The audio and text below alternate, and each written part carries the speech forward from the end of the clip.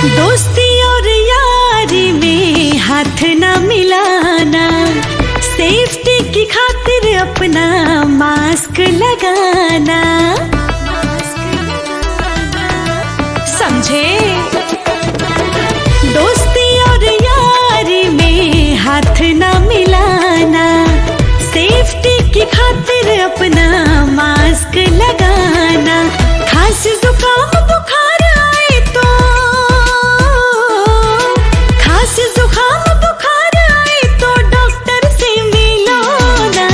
तुम इससे डरो ना, तुम इससे डरो ना, घर पे ही रहो ना, बाहर निकलो ना।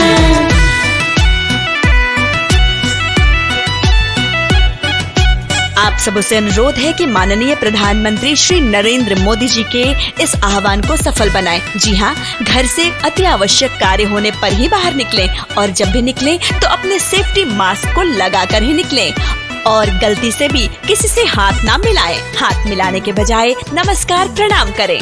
मैं अमृता दीक्षित, राष्ट्र के नाम संदेश जनहित में जारी। धन्यवाद। 1 मीटर की दूरी से बात करना, अब हम सबको मिलके इससे